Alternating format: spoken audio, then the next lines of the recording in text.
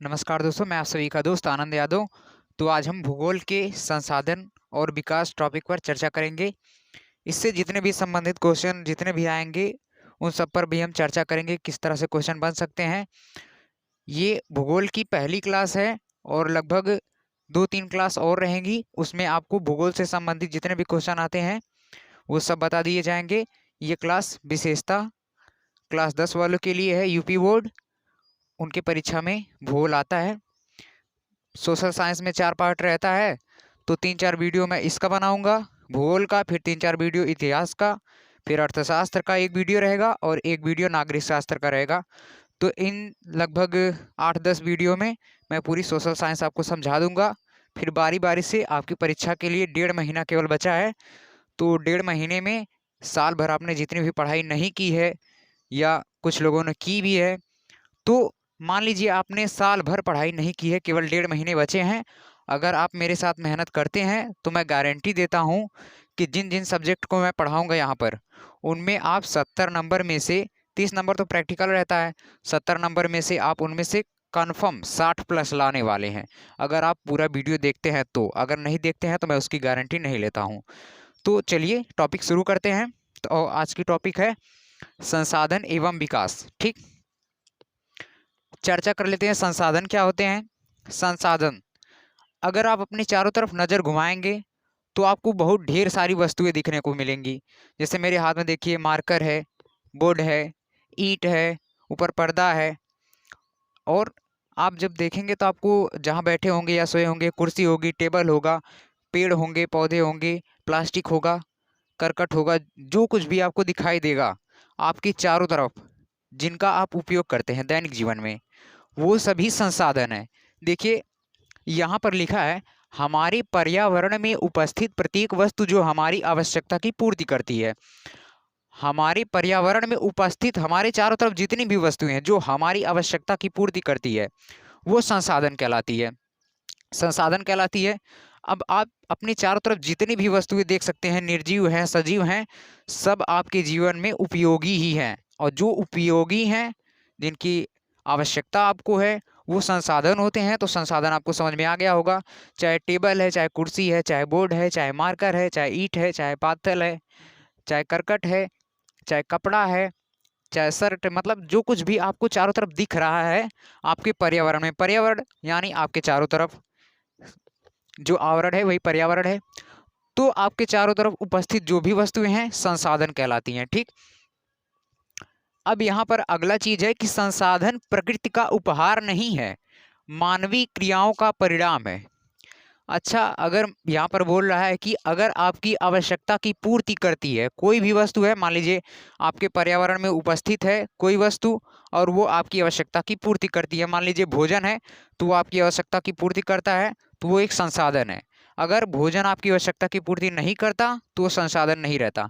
मान लीजिए कि आपके घर या जमीन कहीं पर अंदर सोना गड़ा हुआ है। ठीक, जमीन में मान लीजिए आपके घर में सोना गड़ा हुआ है, लेकिन आपको पता नहीं है, तो आप उसका उपयोग नहीं कर रहे हैं, तो वो जो अंदर सोना गड़ा है वो संसाधन में नहीं आएगा। मतलब जिनका आप अपने दैनिक जीवन में उपयोग नहीं करते हैं वो आपके लिए संसाधन नहीं रहेंगे। लेकिन यहाँ पर लिखा है संसाधन प्रकृति का उपहार नहीं है। मतलब अब जितने भी चीज़ें मिलती हैं हमें प्रकृति से वो सभी संसाधन तब बनती हैं जब मनुष्य उनका उपयोग करता है।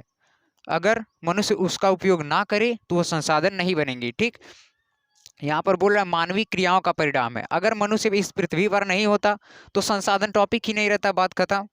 तो यानी मानव की क्रियाओं का परिणाम है संसाधन। मानव अगर वस्तु को उपयोग में लाता है तो वो संसाधन है, अगर उपयोग में नहीं लाता है तो संसाधन नहीं है। तो ये केवल इतना कहना था। विकास की जो टॉपिक है इसे हम कुछ देर बाद समझेंगे। संसाधन आपको समझ में आ गया होगा।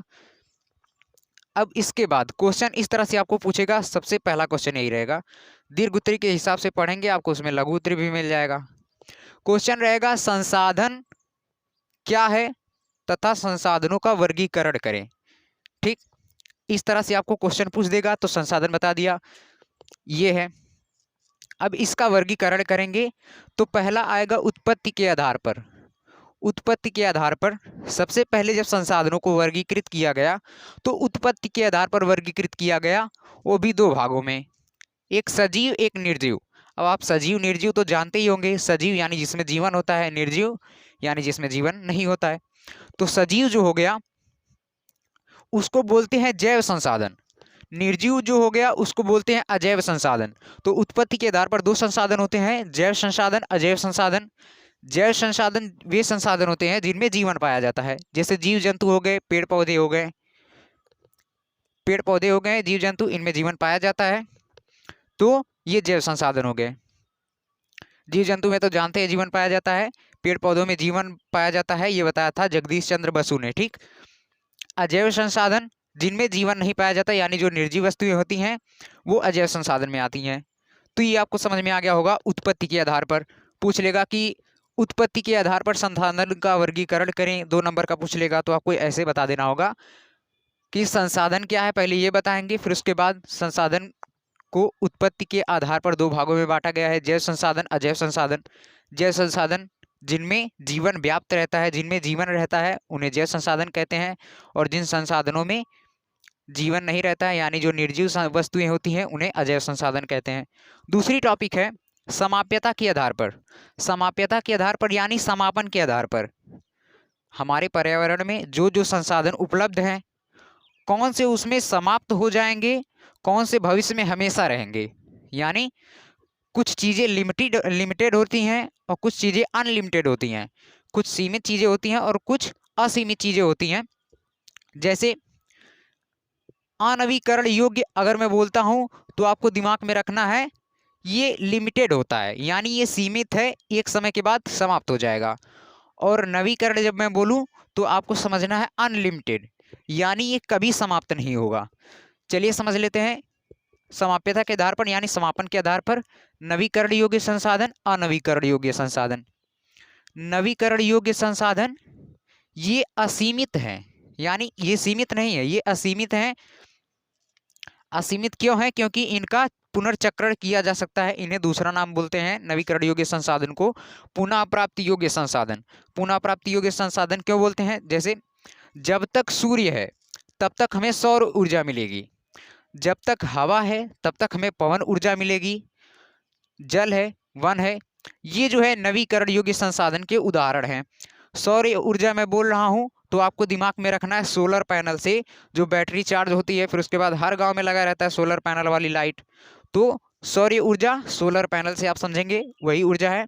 पवन ऊर्जा की बात की जाएगी तो पवन चक्की जो रहती है जब वो घूमती है तो उससे मान लीजिए जल भी निकालना रहता है तो नीचे मोटर लगा के जल निकाल लेते हैं, या तो जो पत्ती घूमती है तो टरबाइन मोटर से जुड़ा रहता है, तो वो जब मोटर घूमता है तो पीछे से करंट निकलता है। जैसे जनरेटर आप लोग देखे होंगे तो उसमें पीछे से करंट निकलता है कि नहीं जब नाचता है, तो उसी तरह से पवन ऊर्जा भी रहती है। पवन चक्की जब नाचती है तो उसके बाद विद्युत भी देती है, अगर आपको जल निकालना है तो जल भी निकाल सकते हैं।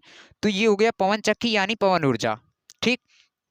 अब नवीकरण योग्य संसाधन का देखिए, अगर आप किताब में देखेंगे तो उसमें परिभाषा ये देगा कि मतलब नवीकरण योग्य संसाधन वे संसाधन होते हैं जिनको भौतिक, रासायनिक, यांत्रिक प्रक्रिया द्वारा पुनः प्राप्त किया जा सकता है। पुनः प्राप्त किया जा सकता है मतलब यहाँ देखिए जल है, ये सूर्य है, ये जल है, सूर्य की किरणें आएंगी तो ये गर्म होगा, गर्म होगा तो भाप बनेगी, भाप बनेगी तो ऊपर जाएगी, ऊपर जाएगी फिर संघनित होगी, संघनित होकर के फिर वर्षा हो जाएगी, तो यानी फिर जल की प्राप्ति हो जा रही है। तो यानी ये पुनः प्राप्त किए जाने वाले संसाधन है, ये कभी समाप्त नहीं होंगे। नवीकरण संसाधन वे संसाधन होते हैं जो पुनः प्राप्त किए जा सकते हैं तथा ये असीमित हैं। इनके कुछ उदाहरण हैं सौर ऊर्जा, पवन ऊर्जा, जल, वन। लेकिन एक चीज़ और, असीमित भले हैं लेकिन जल और वन इसकी मात्रा निर्धारित की जा चुकी है कि जल कितना है, वन कितना है। तो जल और वन तो सीमित है लेकिन पवन ऊर्जा और सौर ऊर्जा ये असीमित है। अगर इसका आप दुरुपयोग करेंगे, जल का दुरुपयोग करेंगे यानी जल का दोहन करेंगे, वन का दुरुपयोग करेंगे यानी वनोन्मूलन, जब वनोन्मूलन करेंगे यानी वृक्षों का कटाव करेंगे आप, तो धीरे धीरे अगर इसका दोहन आप करेंगे जल और वन का तो ये आप पर खतरा बन सकता है, ठीक। तो ये दोनों तो समाप्त हो सकते हैं, लेकिन ये दोनों समाप्त नहीं हो सकते। नवीकरण योग्य संसाधन ये था। अनवीकरण योग्य संसाधन ये वे संसाधन है जो लिमिटेड मात्रा में है, इनकी मात्रा निर्धारित की जा चुकी है। जीवाश्म ईंधन इसमें आते हैं। जीवाश्म ईंधन क्या होता है? जीवाश्म ईंधन देखिए हजारों वर्षों में इसका निर्माण होता है, लेकिन इनका कुछ ही समय में इनका निर्माण हो जाता है। इनका हजारों वर्षों में कैसे निर्माण होता है? मान लीजिए कि पृथ्वी पर पहले मान लीजिए कोई नहीं था, केवल जीव जंतु थे और पेड़ पौधे थे। ये पृथ्वी है, इस पर केवल जीव जंतु और पेड़ पौधे थे। जब पेड़ पौधे जीव जंतु सब रहेंगे, फिर उसके बाद प्रवाल भित्तियां रहेंगी, शैवाल रहेगा, ये सब सारी चीजें वनस्पति में जो भी आते हैं रहेंगे और जीव जंतु रहेंगे। मान लीजिए कोई उथल पुथल हो गई, जो ये सब है जीव जंतु मर गए और पेड़ पौधे जमीन के नीचे आ गए। यानी जब चीजें दब जाएंगी जमीन में तो वो सड़ने गलने लगती हैं, और यही प्रक्रिया अगर बहुत ज़्यादा लंबे समय तक चलती है तो फिर उसके बाद ये देखिए जीवाश्म ईंधन यानी जीवों के अवशेष से बना ईंधन, तो वो धीरे धीरे पेट्रोलियम पदार्थों में निर्मित होने लगती है, जिसे अनवीकरण योग्य संसाधन कहते हैं। ये हजारों वर्षों में बनती है। जैसे पेट्रोल हो गया, पेट्रोलियम में। जीवाश्म ईंधन का मतलब आप पेट्रोलियम ईंधन से समझेंगे। जीवाश्म ईंधन वे ईंधन होते हैं जो जीवों के अवशेष से बनते हैं। इनको बनने में बहुत ज़्यादा लंबा समय लग जाता है, और इसमें पेट्रोल आएगा, डीजल आएगा, मिट्टी का तेल आएगा, और सौंदर्य प्रसाधन की जो अवशेष बचते हैं, जैसे मान लीजिए फेयर लवली भी हो गया, क्रीम जितनी होती है मुंह में लगाने वाली, या तो एक ग्रीस होता है जो बैरिंग वैरिंग गाड़ी वाड़ी में लगाया जाता है। ये सारी चीज़ें जो हैं ये जीवाश्म ईंधन के अवशेष से पाई जाती हैं। और ये पेट्रोल जो है इसकी मात्रा निर्धारित की जा चुकी है आणविकरण योग्य संसाधन की, कि कितने वर्षों तक चलेगा। यानी ये सीमित संसाधन है। ये मुश्किल से, अगर जिस तरह से इसका दोहन हो रहा है पेट्रोल और डीजल इन सब का, मुश्किल से 100 वर्षों तक चलेगा, उसके बाद ये समाप्त हो जाएगा। और इसको बनने में कम से कम हजारों वर्ष लगते हैं, इसलिए इसका सीमित उपयोग करना आवश्यक है। तो ये हो गया अनवीकरण अनवीकरण योग्य संसाधन। स्वामित्व के आधार पर संसाधन क्या होते हैं? स्वामित्व के आधार पर संसाधन व्यक्तिगत संसाधन, सामुदायिक संसाधन, राष्ट्रीय संसाधन, अंतरराष्ट्रीय संसाधन। ठीक। व्यक्तिगत संसाधन क्या होते हैं? जिसको हम बोलते हैं निजी संसाधन। ठीक।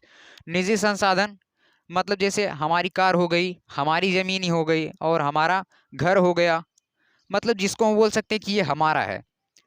जैसे आपके घर की खुद की जो मशीन रहेगी वो आपकी रहेगी, आपका घर जो रहेगा वो भी आपका ही रहेगा, आपका जो ज़मीन रहेगा वो भी आपका ही रहेगा। तो यानी जो भी आपकी कार रहेगी, साइकिल रहेगी, तो जो चीज़ें आपकी हैं, आपके कपड़े, वो आपका निजी संसाधन है।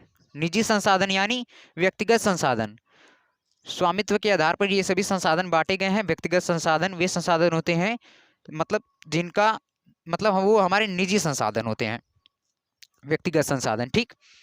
सामुदायिक संसाधन पर, व्यक्तिगत संसाधन पर केवल एक व्यक्ति का अधिकार होता है। ठीक। केवल एक व्यक्ति का व्यक्तिगत संसाधन यानी केवल व्यक्ति का अधिकार होता है, एक व्यक्ति का।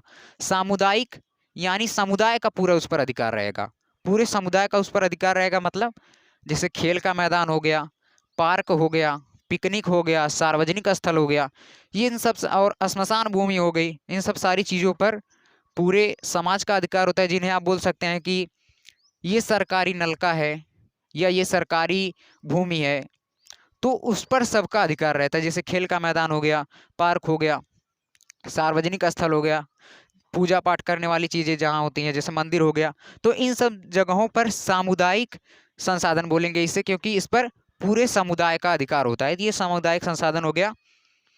राष्ट्रीय संसाधन क्या होते हैं? राष्ट्रीय संसाधन, ये देखिए भारत का नक्शा है, तो भारत का नक्शा ये है, और ये जो लाइनिंग पर पारी गई है, लाइनिंग ये जो है, इसे बोलते हैं राजनैतिक सीमा। ठीक। इसे राजनैतिक सीमा बोलते हैं। और ये जो राजनैतिक सीमा है, इसके अंतर्गत यानी भारत के अंदर जितने भी संसाधन है, जितने भी, चाहे वो कोई संसाधन हो, वो सभी राष्ट्र के संसाधन है। राष्ट्र की राष्ट्रीय संसाधन यानी भारत के संसाधन है। और दूसरी चीज, इधर अरब सागर है, इधर बंगाल की खाड़ी है, नीचे हिंद महासागर है, फिर और नीचे जाएंगे प्रशांत महासागर है। तो देखिए, एक तो चीज ये कि राजनीतिक सीमा के अंतर्गत ये जो लाइनिंग है, ये राजनीतिक सीमा के अंतर्गत जितने भी संसाधन आएंगे सब राष्ट्रीय संसाधन रहेंगे। और महासागरीय क्षेत्र में केवल 12 मील, 12 समुद्री मील, 12 समुद्री मील का मतलब 22 किलोमीटर के लगभग। ठीक, तो ये जो तमिलनाडु वाला क्षेत्र है, इससे केवल हम 22 किलोमीटर दूरी तक जा करके ही जो भी खनिज संसाधन जो भी रहेंगे वो हमारे राष्ट्रीय संसाधन में आएंगे। उसके बाद के संसाधन राष्ट्रीय संसाधन में नहीं आएंगे। और देखिए राष्ट्रीय संसाधन और कैसे हो सकते हैं। राष्ट्रीय संसाधन में यह कानून है, जैसे आप बोल रहे हैं कि ये मेरी ज़मीन है, अगर राष्ट्र चाहे, देश की नीतियां चाहें तो आपकी ज़मीन को अधिग्रहित कर सकती है। अधिग्रहित कैसे कर सकती हैं? मान लीजिए आपके घर में सोना निकल गया, ठीक, सोना ही क्यों, मान लीजिए आपके घर की जो ज़मीन है उसके अंदर पेट्रोल है, उसके अंदर पेट्रोल है और ये पता किसी को नहीं है, केवल आपको पता है। और धीरे धीरे अगर ये बात सरकार तक पहुंच गई कि इनके घर में, घर की ज़मीन के नीचे पेट्रोल छिपा पड़ा है, तो आपको कुछ पैसा दे देंगे सरकार। ये नहीं कि नहीं हमारा, हमारे घर के अंदर है तो हमारा पेट्रोल है, वो हो जाएगा राष्ट्र का पेट्रोल हो जाएगा, उस पर आपका एक पैसे का भी अधिकार नहीं रहेगा। दूसरी चीज़ आपने सुना होगा कि जैसे 4 लेन 6 लेन ये सब बन रहे हैं, यानी रोड जो बन रहे हैं उसमें लोगों को खेत चले जाते हैं। जैसे खेत कैसे चले जाते हैं, ये 6 लाइन मान लीजिए बन रही है, इस तरह से बन रही होगी, तो बहुत लोगों का इसमें खेत चला जाता है, खेत चला जाता है, उनको कुछ पैसा दे देंगे और ये इनकी ज़मीन ले लेंगे। तो आप इस पर नहीं दिखा सकते नहीं ये हमारा व्यक्तिगत संसाधन है, आप इसे नहीं ले सकते, राष्ट्र उसे ले सकता है, यानी उसे अधिग्रहित कर सकता है। अंतर्राष्ट्रीय संसाधन क्या होता है? अंतर्राष्ट्रीय संसाधन मान लीजिए ये भारत है, भारत का नक्शा, इससे 200 समुद्री मील, 200 समुद्री मील का मतलब ये जो है समुद्री भाग जो है 200 समुद्री मील यानी 321 किलोमीटर के लगभग, 321 किलोमीटर के लगभग के जो भी संसाधन है वो सभी 321 किलोमीटर के बाद के, इसके मतलब पहले के नहीं, यानी 200 समुद्री मील में जितने भी संसाधन हैं वो सभी अंतर्राष्ट्रीय संसाधन कहे जाएंगे। इसे आर्थिक अपवर्जक क्षेत्र भी बोला जाता है। 200 समुद्री मील के बाद का जो क्षेत्र शुरू होता है उसे आर्थिक अपवर्जक क्षेत्र भी बोला जाता है। अंतर्राष्ट्रीय संसाधनों पर कुछ अंतर्राष्ट्रीय संस्थाएं कार्य करती हैं, तो इस पर किसी का अधिकार नहीं होता है। संभावित संसाधन क्या होता है? विकास के आधार पर संसाधनों का वर्गीकरण। संभावित संसाधन, विकसित संसाधन, भंडार, संचित कोष। संभावित संसाधन क्या होता है? इनकी संभावना तो है, मतलब किसी क्षेत्र विशेष में इनकी संभावना तो है, लेकिन इनका अभी ढंग से पूरी तरह से विकास नहीं हुआ है। कैसे?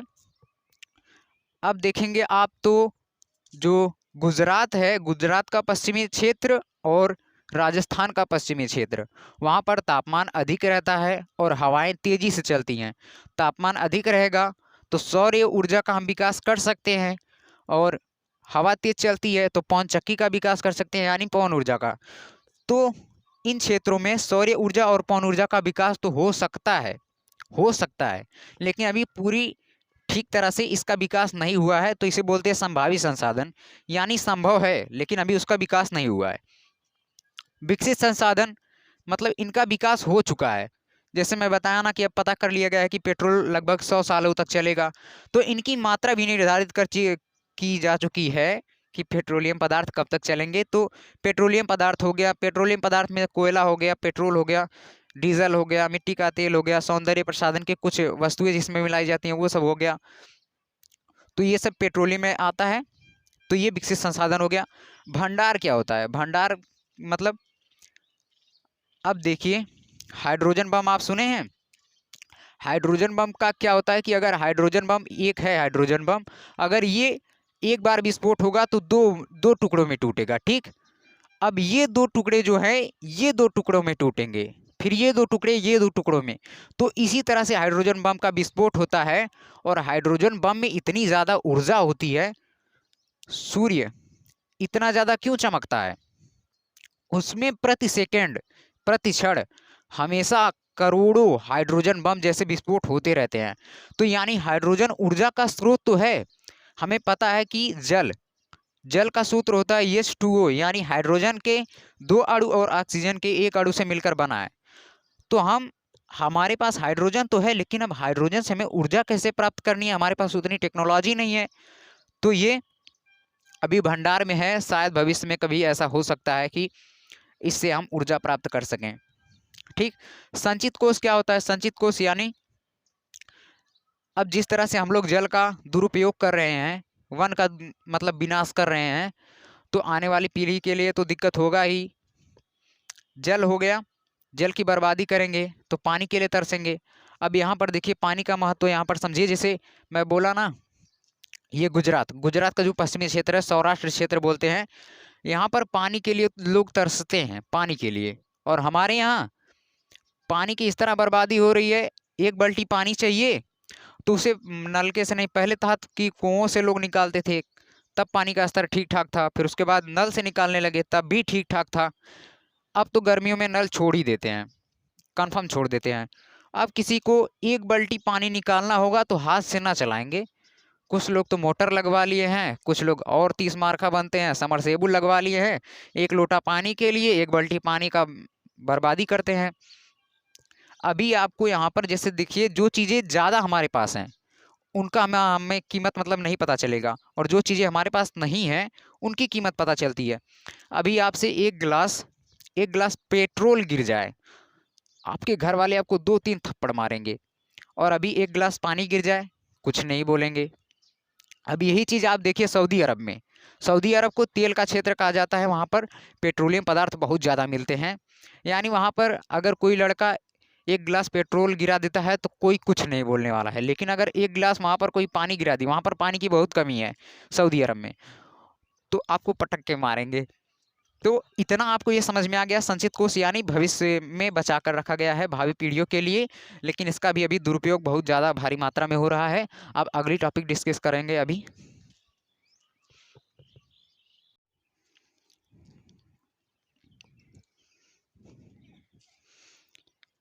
अगली टॉपिक हमारी है संसाधनों का विकास।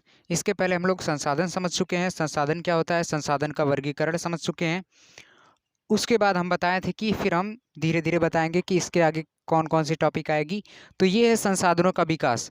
संसाधन यानी हमारे पर्यावरण में उपस्थित वे सारी चीज़ें जिनका हम अपने दैनिक जीवन में उपयोग करते हैं, वे सभी संसाधन कहलाती हैं। संसाधनों का विकास क्या होता है? संसाधनों का विकास जैसे जितने भी संसाधन हैं उनको प्रौद्योगिकी का उपयोग करके उनका स्वरूप बदल देना, ये संसाधनों का विकास होता है। जैसे देखिए, रेशम संसाधन है, ठीक, लेकिन प्रौद्योगिकी के माध्यम से हम इसे कपड़े में परिवर्तित कर देते हैं, तो ये संसाधनों का विकास हो जाएगा। यानी संसाधन को प्रौद्योगिकी के माध्यम से उसका स्वरूप बदल के उसे विकसित कर देना ही संसाधनों का विकास है। संसाधनों के विकास है, ये चीज़ है, समझ में आ गया होगा आपको। अब देखिए समस्याएं, संसाधनों में समस्या कौन कौन सी आती है, संसाधनों की वजह से समस्या कौन कौन सी आती है। पहली समस्या तो ये है कि कुछ व्यक्तियों के लालचवश संसाधनों का ह्रास हुआ है। दूसरी समस्या है संसाधनों के वितरण की समस्या। तीसरी समस्या है संसाधनों के अंधाधुंध दोहन से वैश्विक पारिस्थितिकी संकट में वृद्धि। अब इन तीनों चीज़ों को हम समझ लेते हैं कि ये क्या कहना चाह रहा है।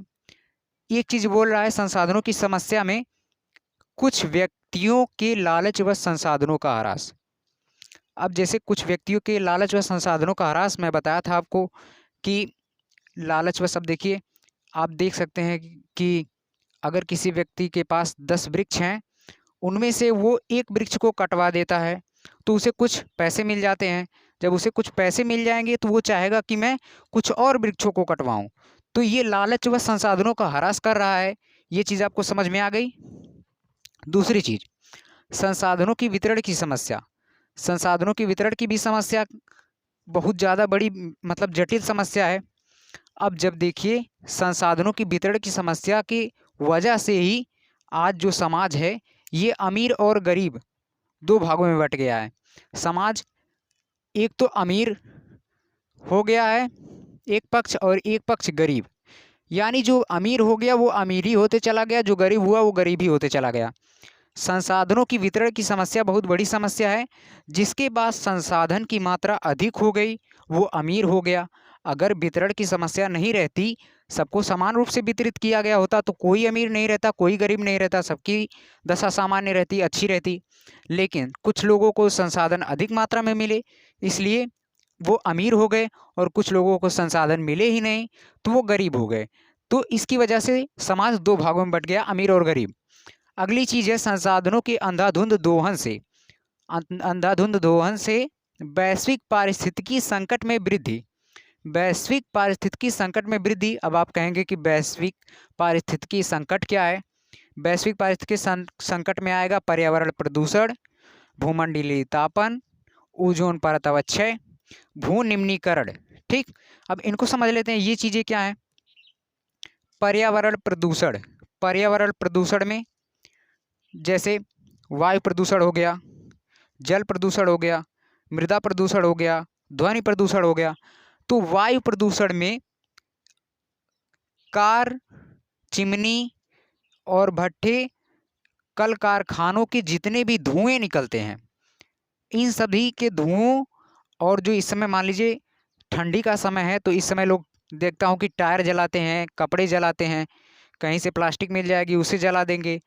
और अभी अभी जो धान की कटाई हुई है, धान की, तो अब जो पुअरा बचा है, मशीन से तो बाल निकलवा ले रहे हैं फसल, उसके बाद जितनी भी पुअरा यानी पराली उसे बोलते हैं, पराली जो भी बच रहा है उसे जला दे रहे हैं। और उससे सबसे ज़्यादा खतरीली गैस निकलती है कार्बन मोनोऑक्साइड यानी CO, और दूसरी चीज़ कार्बन डाइऑक्साइड। ये तो दो चीज़ उससे निकलती है जो पुअरा सब जलाते हैं, पराली। अगर कार्बन मोनोऑक्साइड गैस हमारे रक्त के हीमोग्लोबिन में मिल गया, इतनी सी भी मात्रा अगर कार्बन मोनोऑक्साइड की हमारे रक्त में मिल गई तो मृत्यु होना निश्चित है, यानी मरना निश्चित है। तो ये तो हो गया वायु प्रदूषण। ठीक, वायु प्रदूषण ये हो गया। जल प्रदूषण क्या होता है? जल प्रदूषण जो ये हो जाता है, जैसे कल कारखाने हो गए, उसमें जो भी कचड़े होते हैं और जो नाले कहीं से भी बहकर आते हैं, नदी में छोड़ दिए जाते हैं, किसी भी शहर की या किसी गांव की जो भी गंदी वस्तुएं होती हैं सबको नदी में फेंक दिया जाता है। तो ये सब जो फेंका जाता है वो सब वहाँ पर उनके लिए लाभदायक थोड़ी होती हैं, उनको नुकसान पहुँचाती हैं। तो ये जल प्रदूषण का काम करती हैं। अगली चीज़ जल प्रदूषण में जैसे समझिए, कहीं से हमारे पास तेल आयात हो रहा है, कई लाखों गैलन तेल आता है, क्या कोई भी डिब्बा लीक नहीं होता होगा? जरूर लीक होता होगा। कहीं से भी लीक होगा तो हजारों हजारों गैलन तो इसी तरह से तेल गिर जाएगा समुद्र में, और जब गिर जाएगा तो वो प्रदूषण नहीं कर फैलाएगा? जरूर फैलाएगा। मृदा प्रदूषण क्या होता है? मृदा प्रदूषण में जमीन, जैसे मृदा प्रदूषण में उपजाऊपन घट जाता है, मतलब उपजाऊ रह ही नहीं जाती है ज़मीन। अब फसल के लिए आपको उत्पादन बढ़ाने के लिए आप रासायनिक खादों का उपयोग कर रहे हैं, जैविक खादों का उपयोग करते तो वो अलग बात थी, अच्छा होता। लेकिन अब फसल उत्पादन बढ़ाने के लिए सब रासायनिक खादों का उपयोग कर रहे हैं, तो इससे मृदा प्रदूषण बढ़ रहा है। और ध्वनि प्रदूषण, ध्वनि प्रदूषण यानी ध्वनि की वजह से, जैसे डीजे हो गया और कार के हार्न हॉर्न तेज से जो आवाज़ करते हैं, ये सब मतलब ध्वनि प्रदूषण में आते हैं। तो हमें यहाँ पर देखना है, ध्यान देना है वायु प्रदूषण से संबंधित चीज़ें। पर्यावरण प्रदूषण आपको समझ में आ गया। वायु प्रदूषण मैं बता दिया कि वायु प्रदूषण जैसे धुआं हो गया, पराली का धुआं और कल कारखानों से निकलने वाले जितने भी धुएँ हैं, बम विस्फोट हो गया और परमाणु विस्फोट, ये सब सारी चीज़ें जो हैं ये पर्यावरण प्रदूषण में आती हैं। अब भूमंडलीय तापन क्या होता है? भूमंडलीय तापन यानी पृथ्वी का तापमान बढ़ जाना। इसे बोल सकते हैं वैश्विक तापन भी बोल सकते हैं, और इसके इंग्लिश में आता है ग्लोबल वार्मिंग। आपको कोई या तो दे देगा भूमंडलीय तापन किसे कहते हैं, या तो वैश्विक तापन किसे कहते हैं, या तो ग्लोबल वार्मिंग किसे कहते हैं। भूमंडलीय तापन का मतलब होता है पृथ्वी के तापमान का बढ़ जाना। पृथ्वी के तापमान का बढ़ जाना यानी एक गैस है कार्बन डाइऑक्साइड, जिसे आप सभी लोग जानते होंगे, कार्बन डाइऑक्साइड, और ये गर्म गैस है। अब कहेंगे कि गर्म गैस कैसे, ये हमें कैसे पता चलेगा? कुछ वृक्ष होते हैं जो दिन में और रात में दोनों समय ऑक्सीजन देते हैं, जैसे तुलसी हो गया और पीपल का पेड़ हो गया, ये दिन और रात दोनों समय ऑक्सीजन देते हैं। कुछ लेकिन अगर ढेर सारे ऐसे पेड़ हैं जो दिन में ऑक्सीजन तो देते हैं लेकिन रात में कार्बन डाइऑक्साइड देते हैं। अब इस समय ठंडी का समय है, तो रात में अगर आप आम के पेड़ के पास जाएंगे, आम के पेड़ के पास या कहीं पर बाग होगी वहाँ पर आप जाएंगे तो आपको वहाँ पर गर्म महसूस होगा। अन्य जगहों की अपेक्षा वहाँ पर आपको गर्म महसूस होगा, तो आप समझ जाएंगे कि वो CO2 छोड़ रहा है, यानी CO2 गर्म गैस है।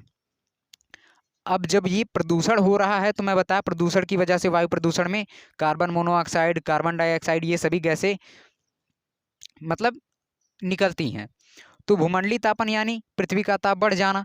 तो कार्बन डाइऑक्साइड इतनी मात्रा में निकल रही है तो पृथ्वी का तापमान अवश्य ही बढ़ेगा।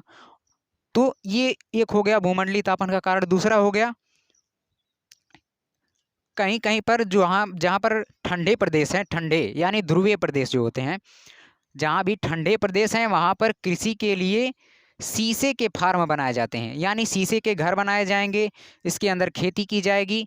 तो शीशे के घर की मतलब उसमें क्या लाभकारी होती है कि शीशे का घर रहेगा तो सूर्य की किरणें उसके अंदर आ तो जाती हैं, लेकिन शाम के वक्त जब किरणों का लौटने का वक्त होता है तो वो शीशे से बाहर नहीं निकल पाती हैं।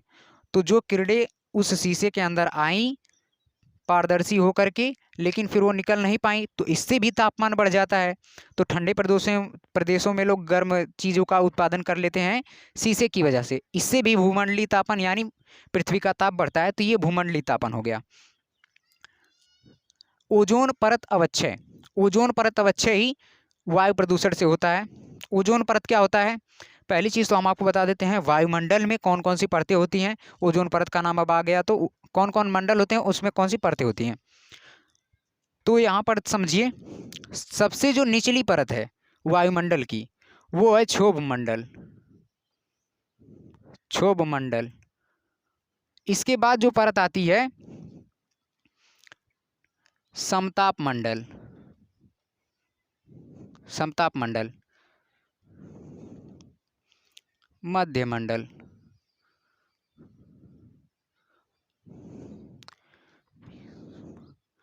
आयन मंडल,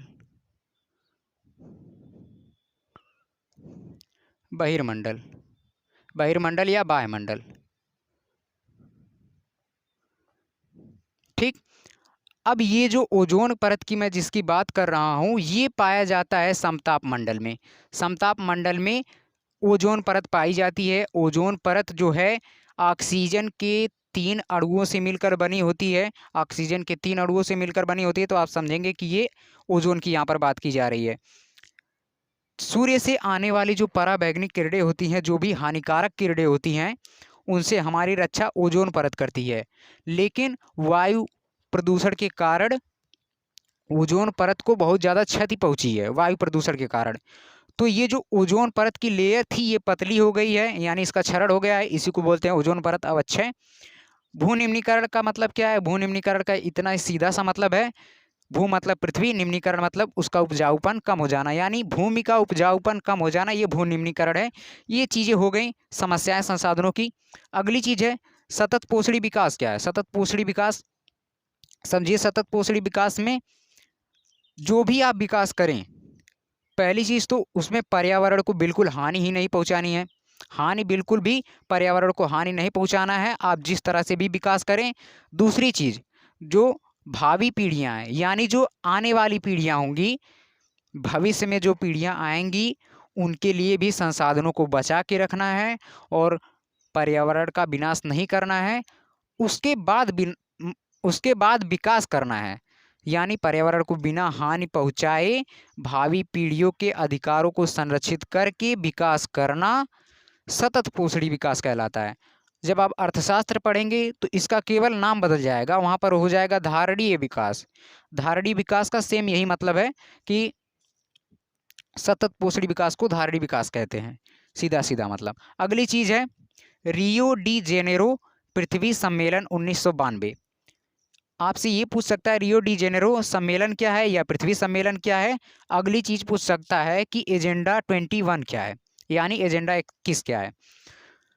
रियो डी जेनेरो, ये जो रियो है, जब आप देखेंगे विश्व मैप में, जब महाद्वीप को आप देखेंगे तो उसमें जो दक्षिणी अमेरिका है, दक्षिणी अमेरिका, उसमें ब्राजील के पूर्वी तट पर एक शहर है, उसका नाम है रियो। ठीक, वहीं पर ये सम्मेलन हुआ था, तो इसीलिए रियो डी जेनेरो इसे बोलते हैं। जून 1992 में 100 से भी ज़्यादा अधिक, 100 प्लस यानी 100 से भी ज़्यादा अधिक राष्ट्राध्यक्ष रियो शहर में उपस्थित हुए। किस लिए उपस्थित हुए? पर्यावरण संरक्षण करने के लिए, सतत पोषणी विकास, भूमंडलीय वन सिद्धांत, इन टॉपिकों पर, इन मुद्दों पर चर्चा करने के लिए 100 से भी अधिक राष्ट्राध्यक्ष उपस्थित हुए। कहाँ? रियो शहर में। ये दक्षिण अमेरिका के ब्राजील के पूर्वी तट पर है। इन मुद्दों पर अब देखिए, पर्यावरण संरक्षण क्या कह रहा है? पर्यावरण संरक्षण इतना ही कहता है कि पर्यावरण प्रदूषण ना होने दें, भूमंडलीय तापन ना होने दें, ओजोन परत का अवक्षय ना होने दें, भू निम्नीकरण ना होने दें। तो ये हो जाएगा पर्यावरण संरक्षण। सतत पोषणी विकास, मैंने आपको यहाँ पर बता दिया कि पर्यावरण को हानि नहीं पहुँचानी है, भविष्य की आने वाली पीढ़ियों के अधिकार को ध्यान में रखते हुए विकास करना है। भूमंडलीय वन सिद्धांत क्या कहता है? भूमंडलीय वन सिद्धांत यही कहता है कि हमें वृक्षों की कटाई बिल्कुल भी नहीं करनी है, वृक्षों की कटाई नहीं करनी है। और वृक्ष हमसे खुद कहते हैं कि अरे भाई, अगर हमें काटना ही है तो हमारी टहनियों को काटो। अगर आपको ईंधन की आवश्यकता है, लकड़ी की आवश्यकता है, तो हमारी टहनियों को काटो, जड़ की काटने की क्या आवश्यकता है? मान लीजिए अगर हमें काट भी देते हैं तो एक वृक्ष को काटते हैं तो कम से कम 10 लगाइए, ये भूमंडलीय वन सिद्धांत में आता है। लेकिन नहीं, काटेंगे जरूर लेकिन लगाएंगे कोई नहीं। अगली चीज, या तो सूखा पेड़ हो, बाग हो, कहीं पर भी हो, अगर सूखा पेड़ है तो उसे काटिए। जरूरी थोड़ी है कि किसी भी पेड़ को काट दिया जाए, लेकिन समझेंगे तो है नहीं। अब देखिए, पर्यावरण संरक्षण, सतत पोषणी विकास, भूमंडलीय वन सिद्धांत, इन सभी की चर्चा के बाद इन मुद्दों को स्वीकृति की गई। 21वीं शताब्दी में इसकी स्वीकृति दी गई, इसीलिए इसे एजेंडा 21 भी बोलते हैं। ठीक, ये आपको समझ में आ गया होगा। अब अगली चीज है संसाधनों का नियोजन। संसाधनों का नियोजन का सीधा सीधा मतलब है संसाधनों के वितरण की समस्या को हल करना ही संसाधनों का नियोजन है। यानी कहीं कहीं पर किस प्रदेश में, कुछ प्रदेश में है कि ऐसा है कि संसाधन बिल्कुल भी नहीं है लेकिन विकास अच्छी तरह से हुआ है, और कहीं कहीं पर विकास अच्छी तरह से हुआ है लेकिन विकास हुआ ही नहीं है, संसाधन बहुत ज़्यादा है। दूसरी चीज, जैसे यहाँ पर देखिए झारखंड, मध्य प्रदेश, छत्तीसगढ़ में, इन तीनों प्रदेशों में खनिज संसाधन और कोयला, ये सारी चीज़ें बहुत ज़्यादा हैं, लेकिन अन्य अन्य चीज़ों की कमी है। असम, अरुणाचल प्रदेश, मेघालय में पानी की अधिकता है लेकिन खनिज, कोयला, इन सब सारी चीज़ों की कमी है। राजस्थान, गुजरात में सौर ऊर्जा तथा पवन ऊर्जा का स्रोत है, लेकिन अभी वहाँ पर विकास नहीं हुआ है, थोड़ा बहुत विकास हुआ है। अगली चीज़, अब सौर ऊर्जा, पवन ऊर्जा का स्रोत तो है, यानी वहाँ पर संभव तो है। दूसरी बात यहाँ पर ये है, लेकिन यहाँ पर पानी की कमी है। इस तरह से संसाधन नियोजन यानी संसाधनों के वितरण की समस्या है। अब अगली जो टॉपिक आएगी इसके बाद हम आपको बता देते हैं।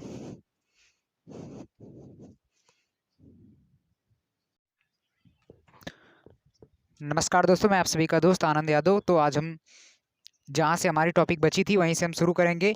तो हमारी अगली टॉपिक थी भारत में संसाधन नियोजन। भारत में संसाधन नियोजन के बारे में हम समझ लेते हैं। इसके पहले मैं बताया था संसाधन नियोजन कौन सी चीज़ होती है, संसाधन नियोजन के बारे में अच्छे से समझा दिया था।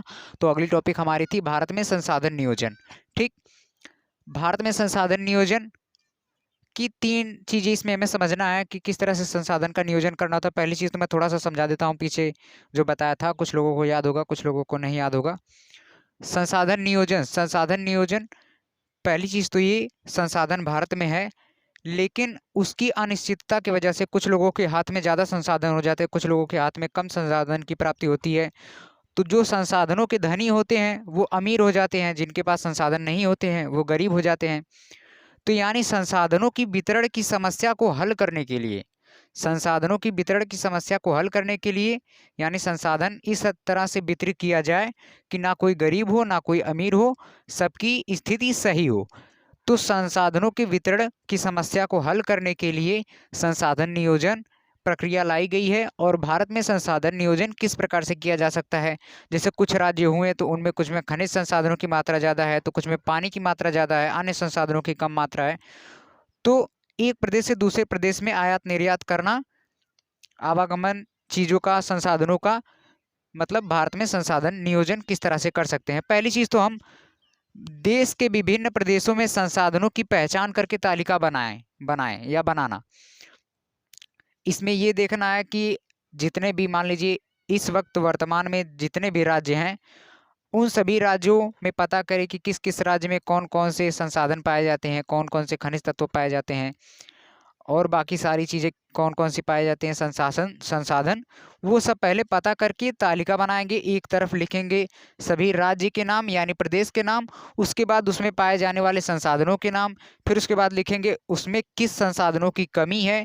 तो फिर उसी के बाद से अगला काम शुरू करेंगे, संसाधन विकास योजना लागू करना। संसाधनों के विकास के लिए मैं संसाधन विकास आपको अच्छी तरह से बता चुका हूं कि संसाधनों में प्रौद्योगिकी का प्रयोग करके उसके स्वरूप को बदल करके विकसित करना ही संसाधन का विकास कहलाता है। तो संसाधन विकास योजनाएं लागू करना, ये दूसरा पॉइंट है। तीसरी चीज क्या है, संसाधन विकास योजना तो लागू करना और राष्ट्रीय विकास योजना, इन दोनों को समन्वित करना। इन दोनों को समन्वित करने का मतलब ये है कि जो संसाधन का विकास करने के लिए जो भी योजनाएं लागू की गई हैं, जैसे मान लीजिए किसी प्रदेश में खनिज संसाधन अधिक है और किसी प्रदेश में खनिज संसाधन बहुत कम है, तो ये नहीं कि सारे यहाँ के खनिज संसाधन वहाँ पर दे दिए जाएं, तब तो यहाँ पर संसाधनों की कमी हो जाएगी ना। तो यानी समन्वय बना करके राष्ट्रीय विकास योजनाओं को और संसाधन विकास योजनाओं को, इन दोनों को आपस में समन्वय बना करके विकास करना है। ये हो गया भारत में संसाधन नियोजन। और भारत में संसाधन नियोजन प्रथम पंचवर्षीय योजना से लागू हुआ था। प्रथम पंचवर्षीय योजना, ये आपको बताना है कि प्रथम पंचवर्षीय योजना कब लागू की गई थी। ये आपको कमेंट बॉक्स में बताना है कि प्रथम पंचवर्षीय योजना कब लागू की गई थी। उसी समय से ही भारत में संसाधन नियोजन शुरू हुआ था।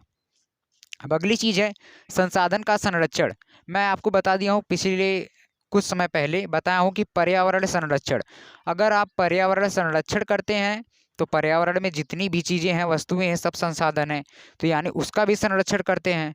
तो पर्यावरण संरक्षण करते हैं यानी संसाधन तो आप जानते हैं, पर्यावरण में उपस्थित जितनी भी वस्तुएं हैं जिनका हम अपने दैनिक जीवन में उपयोग करते हैं, संसाधन कहलाती हैं। तो उनका संरक्षण करना ही संसाधन संरक्षण कहलाता है। और अगर हम पर्यावरण संरक्षण करते हैं तो सतत पोषणी विकास कर सकेंगे। सतत पोषणी विकास क्या है? सतत पोषणी विकास मैं आपको समझा दिया हूं कि पर्यावरण को बिना हानि पहुंचाए भावी पीढ़ियां यानी जो आने वाली पीढ़ियां हैं उनके अधिकारों को ध्यान में रखते हुए, यानी उनके लिए संसाधन को बचा के रखना है, उसके बाद विकास करना है, ये सतत पोषणी विकास है। और ये कब संभव होगा? जब संसाधन का संरक्षण किया जाएगा, संसाधन का दोहन नहीं किया जाएगा तब। अब संसाधन संरक्षण पर गांधी जी ने क्या कहा है? गांधी जी ने कहा है कि हमारे पास पेट भरने के लिए बहुत कुछ है लेकिन पेटी भरने के लिए नहीं।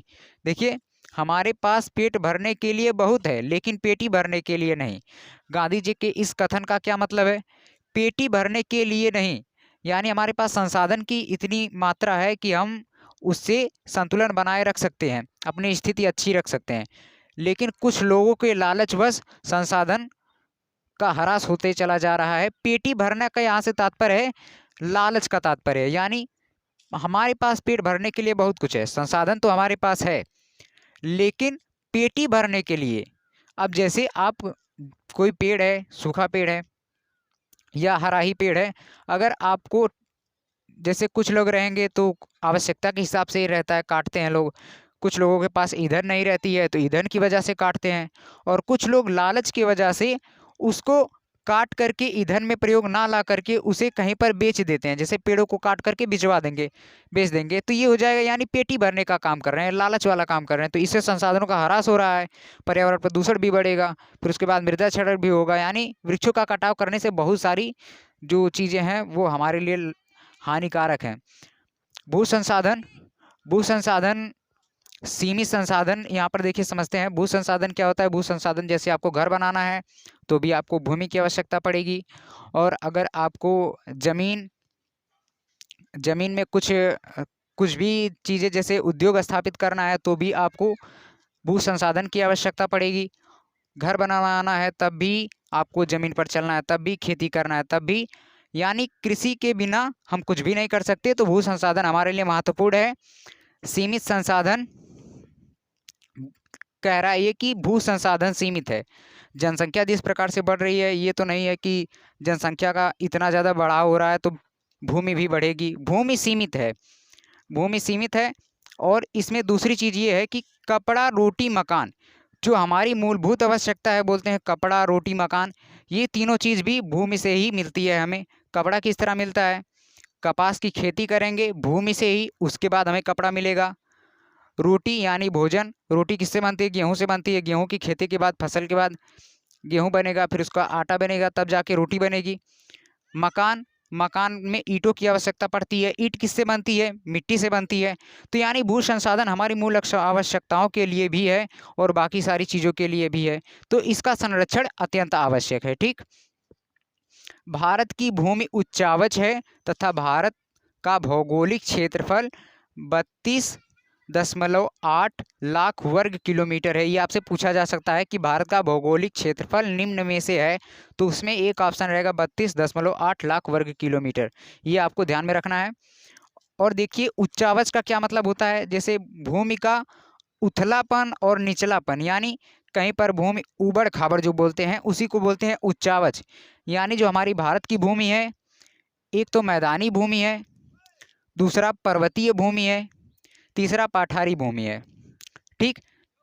मैदानी भूमि भारत में सर्वाधिक है, जिसकी मात्रा 43% है। और मैदान किसके उपयोग में आता है? कृषि के उपयोग में आता है, सड़कों के निर्माण के उपयोग में आता है और उद्योग धंधों के निर्माण के रूप में आता है मैदान। ये 43% है भारत में उपस्थित। और पठार, पठार 27% है, जिसमें खनिज संपदा ज़्यादा पाई जाती है। तो पठार में खनिज संपदा पाई जाती है। भारत का जो उत्तरी मैदान है, उत्तरी मैदान, वो सबसे ज़्यादा कवर करता है इसको। 43% जो है भारत का जो उत्तरी मैदान है, ये उसी में आता है। पठारी क्षेत्र, भारत का जो दक्षिणतम क्षेत्र है वो है पठारी क्षेत्र। और जो हिमालय है और जितनी भी पहाड़ियाँ हैं वो सब पर्वत में आती हैं। पर्वत किसके काम में आता है? पर्वत 30% है और मैदान 43%। ये दोनों मिलाकर हो जाएगा, ये दोनों 43%, 27%, ये दोनों मिलाकर हो जाएगा 70%। और 30% पर्वत बचेगा। टोटली हर चीज़ का 100% होता है।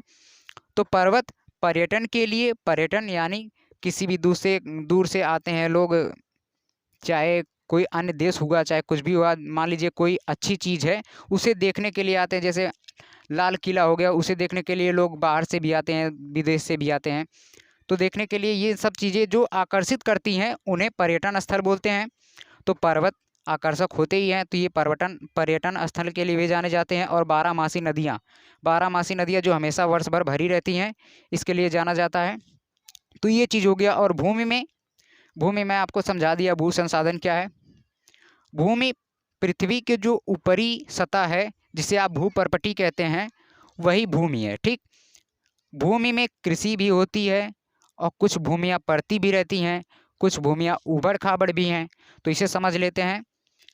जिस भूमि में प्रत्येक वर्ष खेती की जाती है, मतलब हर वर्ष 2 या 3 फसलें उससे ली जाती हैं, उसे शुद्ध बोया गया क्षेत्र या निवल बोया हुआ क्षेत्र बोलते हैं। ठीक।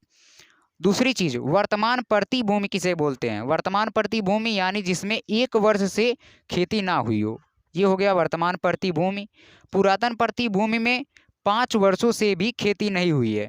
उत्खाद उत्खाद भूमि क्या है? मतलब उत्खाद भूमि में इतना ज़्यादा कंकड़ाहट रहती है, यानी उबड़ खाबड़ रहता है, इसमें जुताई भी नहीं हो पाती है। इसे उत्खाद भूमि कहते हैं या खड्ड भूमि बोलते हैं। उत्खाद भूमि इसे बोलते हैं, लेकिन खड्ड भूमि कहाँ बोलते हैं? चंबल बेसिन में। चंबल एक नदी है, चंबल चंबल के क्षेत्र में जो भूमि है उसे खड्ड भूमि बोलते हैं। वहां पर भी जुताई आप नहीं कर सकते हैं। अब इसके बाद हम अगला टॉपिक समझेंगे।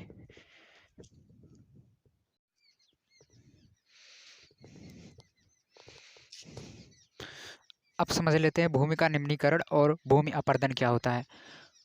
भूमि निम्नीकरण सीधा सीधा मैं बता दिया हूँ, पहले भी बता चुका हूँ कि भूमि की उपजाऊपन में कमी होना ही भूमि निम्नीकरण है। दूसरी चीज, अपरदन क्या होता है? मृदा का कटाव अपरदन कहलाता है। अपरदन का दूसरा नाम भूक्षरण भी है, तो इसे ध्यान में रखना। अपरदन का दूसरा नाम भूक्षरण,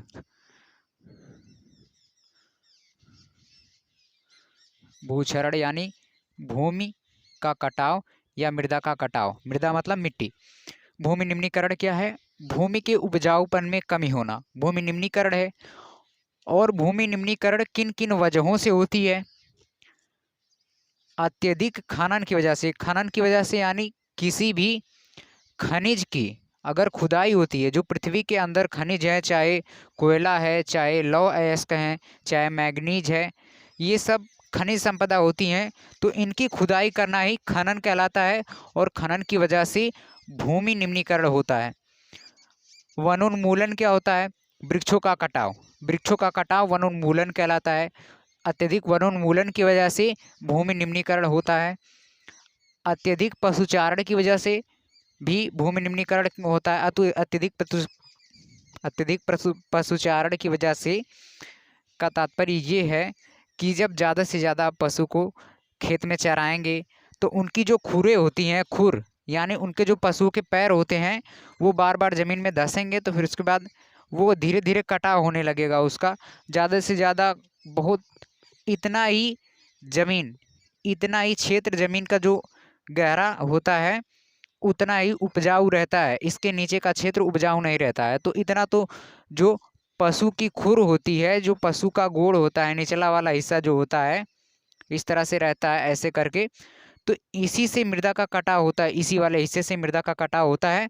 और जब ये अत्यधिक मात्रा में हो जाता है तो इसे भू निम्नीकरण भी कहते हैं। अति सिंचाई की वजह से, ज़्यादातर जब सिंचाई करेंगे, जब खेत मतलब कि पानी बाहर जाने लगेगा, अब एक लिमिट में खेत को भरेंगे जितनी आवश्यकता है पौधों को, तो भूमि का उपजाऊपन खत्म नहीं होगा। लेकिन जब अत्यधिक भर देंगे तो या तो वो क्षारीय हो जाएगा या तो वो लवणीय हो जाएगा। इसलिए अति पशुचारण की वजह से भी भूमि निम्नीकरण होता है। अब अगर पूछते हैं कि भूमि निम्नीकरण के रोकने के क्या उपाय हैं, तो सीधा सीधा मतलब यही है कि इसके रोकने के उपाय यही है कि खनन कम से कम किया जाए, वनोन्मूलन कम से कम किया जाए, वृक्षों का कटाव ना किया जाए, अति पशुचारण जो है इसको भी कम किया जाए, अत्यधिक सिंचाई जो है इसको भी संतुलित मात्रा में करे, कम करे। खनन की वजह से पूछ सकता है आपको कि कौन ऐसा प्रदेश है जहाँ पर खनन की वजह से भूमि निम्नीकरण हुआ है। झारखंड, मध्य प्रदेश, छत्तीसगढ़, इन तीनों जगहों पर खनन की वजह से भूमि निम्नीकरण हुआ है। वनोन्मूलन की वजह से उड़ीसा में भूमि निम्नीकरण हुआ है। अति पशुचारण की वजह से गुजरात, राजस्थान, महाराष्ट्र में भूमि निम्नीकरण हुआ है। अति सिंचाई की वजह से पंजाब और हरियाणा में भूमि का निम्नीकरण हुआ है। अपर्दन समझ लेते हैं। अपर्दन में बताया मृदा का कटाव को अपर्दन कहते हैं। इसका दूसरा नाम भूक्षरण भी है। अपर्दन के कारक, मृदा को कौन काटता है? देखिए, वायु भी मृदा को काटती है, एक स्थान से उठा करके दूसरे स्थान तक ले जाती है। जैसे रेगिस्तानी क्षेत्रों में रेतीले तूफान चलते हैं तो वो भी जो उसमें जैसे कुछ भी कमज़ोर जो भी पत्थर रहते हैं या जिनके भी, उनको जब आपस में लड़ते हैं, बार बार लड़ते हैं, तो मृदा का निर्माण करते हैं और मृदा का कटाव भी करते हैं। वायु मृदा का कटाव भी करती है। दूसरी चीज़, जल कैसे मृदा का कटाव करता है? जब वर्षा होती है तो मिट्टी कटती है, तो इससे भी मृदा का कटाव होता है। हिमानी से भी मृदा का कटाव होता है। तो अपर्दन यानी मृदा का कटाव, ये इसके कारक हो गए। पवन, जल, हिमानी, ये अपर्दन के कारक हैं। और अपर्दन कब होता है? खेतों को जोत कर छोड़ देना। खेतों को जोत कर लंबे समय तक उसी तरह से छोड़ देंगे तो अपर्दन हो जाएगा धीरे धीरे उसका। अति पशुचारण, अति पशुचारण सेम वही चीज़ें। अगर आपसे कोई पूछता है कि अपर्दन के कारण बताइए तो आप इन कारणों को भी लिख सकते हैं। अति सिंचाई, अति पशुचारण, और वनोन्मूलन, इन तीनों को भी इसमें लिख सकते हैं आप कि अपर्दन की ये कारक है। खेतों को जोत कर छोड़ देना, अति पशुचारण, खेतों में मेड़बंदी ना करना। खेतों में मेड़ नहीं बनाएंगे तो उसके बाद मृदा का कटाव, जब भी बारिश होगी तो मृदा का जो कटाव होगा वो बहकर कहीं और चली जाएगी मृदा, तो उसका उपजाऊपन, इसमें भी उपजाऊपन कम होता है लेकिन इसमें अधिक मात्रा में कम होता है। यही थोड़ा सा अंतर इसमें है। ये छोटे पैमाने पर इसमें उपजाऊपन कम होता है और इसमें बड़े पैमाने पर उपजाऊपन कम होता है। तो ये हो गया आपका भूमि निम्नीकरण और अपर्दन। ठीक।